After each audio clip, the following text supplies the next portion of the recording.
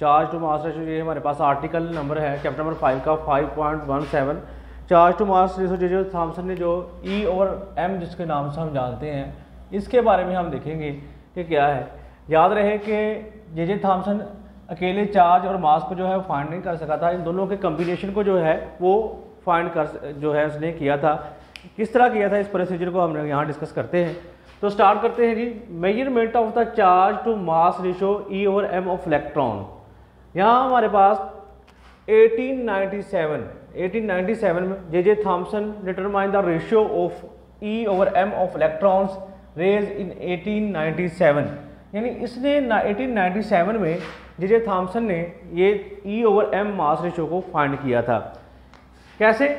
But he could not determine the charge or mass of electrons, यानी ना वो charge find कर सका था और ना ही मास फाइंड कर सका था इलेक्ट्रॉन का। लेकिन उन दोनों ने का एडजस्टमेंट से उसने दोनों का कंपैरिजन के लिए लिहाज से एक वैल्यू निकाल दी थी ई, जिसको आज हम ई और एम के नाम से, charge to mass of ratio के नाम से हम जानते हैं।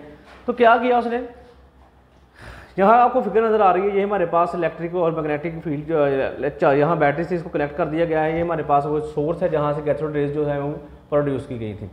यहाँ हमारे पास वो था इलेक्ट्रिक और मैग्नेटिक फील्ड दोनों को अप्लाई किया गया था। ये हमारे पास वो स्क्रीन है जिसके ऊपर जो इलेक्ट्रॉन आके स्ट्राइक कर रहे थे। He subjected a beam of cathode rays to the simultaneous effect of electric and magnetic field as shown in the figure. उसने एक ऐसा सेटअप बनाया जिसमें दोनों इलेक्ट्रिक और मैग्नेटिक फील्ड दोनों जो हैं एडजस्ट कर दी गई, जिसके जरिए उसने ई और एम मास निकाली। कैसे? In the absence of electric and magnetic field, the electron strike at point P1। कहता है इन द absence, जब उसने इलेक्ट्रिक और मैग्नेटिक फील्ड को अप्लाई ना किया, तो जो पॉइंट था वो सीधे जो कैथोड रे थी वो सीधी की सीधी जाके P.1 पर जो है आके स्ट्राइक किया उन्होंने। फिर क्या हुआ, जब उन्होंने क्या किया, when electric field is only apply, जब सिर्फ इलेक्ट्रिक फील्ड को जब उसने दोनों को किया तो फिर पॉइंट P1 पे आया। जब उसने क्या किया, when an electron field is applied the electron strike at P2। जब सिर्फ इलेक्ट्रॉन को जब यानी इलेक्ट्रिक फील्ड को अप्लाई किया due to positive charge attraction की वजह से, इन जो पॉइंट था यही जो हमारे पास रेज आ रही थी वो जाकर स्ट्राइक की गई पॉइंट P2 पे। When electric field is applied the rays are strike on the point P। याद रहे स्टूडेंट्स, ये बिल्कुल ऐसे ही लिखा जाता है। स्टूडेंट्स समझ लेते हैं, आर्टिकल को सारा कुछ कर लेते हैं, ये समझ भी आ जाती है, लेकिन पता नहीं चलता किस तरह राइट करना है। ये उसको मॉडिफाई करके लिखा गया है। आप बुक को टेक्स्ट बुक को देखें, उसके बाद इसको बाकायदा मैनरिज्म दी जाती है कि आप किस तरह इसको अटैम्प्ट करना है, कैसे इसको लिखना है। इसके बाद व्हेन ओनली इलेक्ट्रिक फील्ड जब अप्लाई की तो उसने फिर क्या है, when only magnetic field is applied, जब सिर्फ और सिर्फ मैग्नेटिक फील्ड को अप्लाई किया गया तो फिर क्या हुआ, the electron strike at the point P3। यानी मैग्नेटिक फील्ड जब अप्लाई की गई तो जो फील्ड थी उन्होंने आके जाके स्ट्राइक किया P3 के ऊपर, जाके वो गिर गई।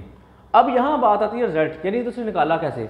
फिर उसने क्या किया, इन दोनों का ऐसी एडजस्टमेंट की, इलेक्ट्रिक और मैग्नेटिक फील्ड की ऐसी एडजस्टमेंट की कि दोनों को एक दूसरे के साथ जो थी समझ लें कि एक दूसरे के इफेक्ट को जायल कर रही थी। तो फिर क्या हुआ, the strength of electric and magnetic field is so adjusted that electron strike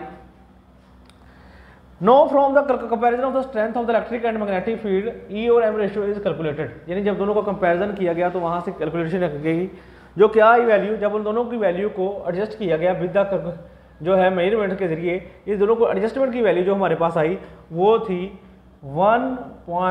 ये जहन में रख लें, बड़ा अहम MCQs है, 1.7588 10 की पावर 11। ये नेक्स्ट हमारे पास जो आर्टिकल है उसमें भी ये हमने इसको याद रखना है। यानी it means 1 kg of electrons carries a charge of, यानी अगर हम 1 जो है kg अगर चार्ज लें, 1 kg से यानी 1 kg अगर हम चार्ज लें तो उसमें हमारे पास E और M की वैल्यू जो है वो हमारे पास इतनी होगी। हमने यहाँ देखा आज E और M रेशो वो कैसे निकाली हमने कहा थॉमसन ने 1897 में जब एक ये ड्रा स्ट्रक्चर किया है, एक फिगर एक सिस्टम जो है स्टेबल किया, स्टेबल करने के बाद उस पर इलेक्ट्रिक और मैग्नेटिक फील्ड को पहले वैसे देखा, फिर मैग्नेटिक फील्ड को देखा ताकि उसको कैलकुलेट, उनकी फील्ड की स्ट्रेंथ को जो कैलकुलेट कर सके।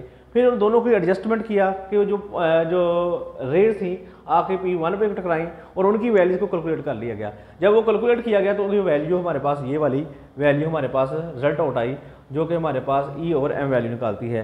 इसको जो कि 1 कॉलम पर जी होती है, तो इस लिहाज से ये निकाली गई। ये हमारे पास आज का आर्टिकल था। इसके हम बाद में फाइंड करेंगे Millikan oil drop method for e and m, यानी हमारे पास हम किस तरह चार्ज जो है वो फाइंड कर सकते हैं इलेक्ट्रॉन का, ये हम मिलीकॉन ऑल ड्राइव